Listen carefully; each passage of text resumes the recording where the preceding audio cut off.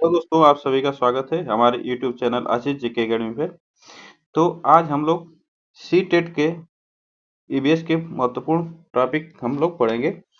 तो चलिए स्टार्ट करते हैं। और इससे पहले आप लोग जो लोग नए जुड़ रहे हैं तो वो चैनल को सब्सक्राइब कर लें और बेल आइकन को दबा लें। तो चलिए स्टार्ट करते हैं और शेयर लाइक जरूर करें।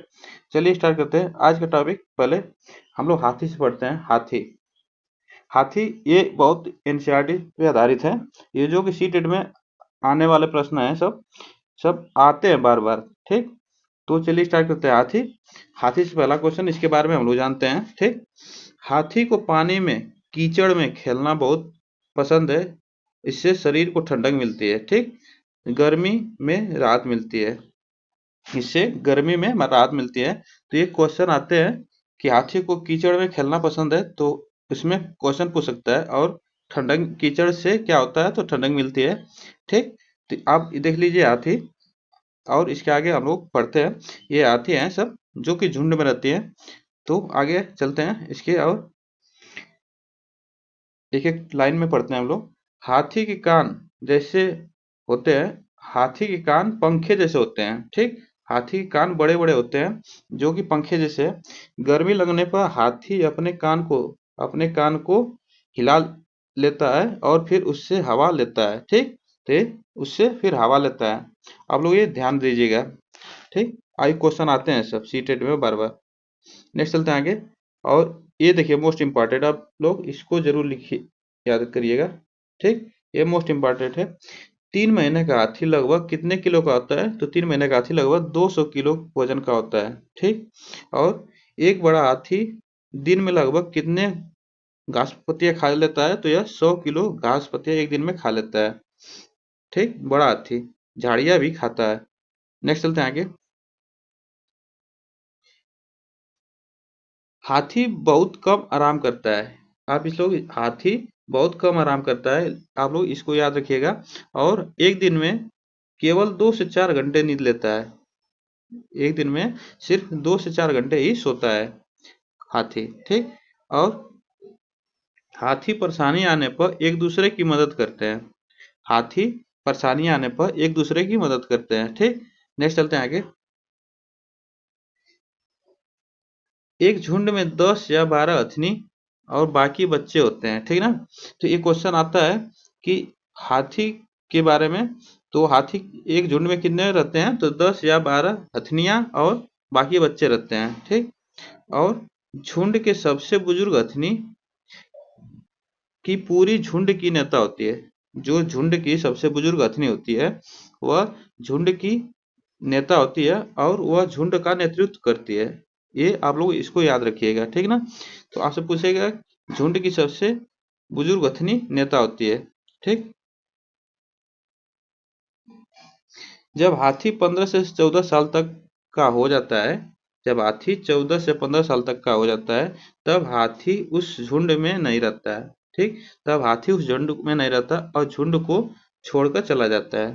ठीक, तो आपसे पूछेगा हाथी कब झुंड छोड़ के चले जाते हैं, कितने उम्र में, तो आप बता सकते हैं 15 से 14 वर्ष तक यह झुंड छोड़ देते हैं। ठीक, नेक्स्ट चलते हैं आगे। अब देखिए ये है चील, बाज और गिद्ध के बारे में हम लोग पढ़ेंगे। तो चील, बाज और गिद्ध, तो ये देखिए चील, बाज और गिद्ध है। ये गिद्ध है, ये बाज और ये चील। ठीक, तो इसके बारे में हम लोग पढ़ेंगे। ठीक, नेक्स्ट चलते हैं आगे। तो देखिए इसके एक एक लाइन में हम लोग पढ़ेंगे। चील, बाज और गिद्ध हमसे 4 गुना अधिक देख सकते हैं। जिसे मनुष्य से यह 4 गुना देख सकते हैं अधिक। ठीक, दूरी तक, कितने दूरी तक, 4 गुना दूरी तक देख सकते हैं। और जमीन पर पड़ी कोई भी चीज, किसी चीज को 1 किलोमीटर से 2 किलोमीटर की दूरी से ही दिखाई देख लेते हैं। ठीक, इतना ज्यादा नजर होती है इन सबों की। तो यह 1-2 किलोमीटर दूरी से ही देख लेते हैं चील और बाज, गिद्ध। तो इसके आगे, और गिद्ध मरे हुए जानवरों को खाकर जगह को साफ कर देता है और आकाश में सबसे ऊंचाई पर उड़ता है। तो आपसे पूछा है कौन सा पक्षी आकाश में सबसे ऊंचाई पर उड़ता है, तो आप बता सकते हैं कौन सा पक्षी, तो यह कौन सा पक्षी, गिद्ध। आप बता सकते हैं गिद्ध सबसे अधिक ऊंचाई पर उड़ता है। नेक्स्ट क्वेश्चन आगे, इसके बारे में इतने हैं। और ब्रेल लिपि के बारे में हम लोग पढ़ेंगे। ब्रेल लिपि, ये देखिए ब्रेल लिपि, ये है लुइस ब्रेल, ठीक। ये है लुइस ब्रेल जो जो कि फ्रांस के रहने वाले थे। ये लुइस ब्रेल जो कि फ्रांस के रहने वाले थे, ठीक। अब इनके बारे में पढ़ते हैं हम लोग। 3 साल की उम्र में वह अपने पिता के औजार से 3 साल में, मात्र 3 साल की उम्र में खेल रहे थे और खेलते हुए उनके साथ घटना घटी जिससे उनकी आंखों की रोशनी चली गई, ठीक। जिससे उनकी आंखों की रोशनी चली गई। तो लुइस ब्रेल पढ़ाई में बहुत रुचि रखते थे, तो वह पढ़ने और लिखने की विभिन्न तरीका सोचने लगे और उन्होंने फिर एक तरीका निकाला जिसे लुइस स्क्रिप्ट के नाम से जाना जाता है, ठीक। लुइस स्क्रिप्ट के नाम से जाना जाता है, ठीक।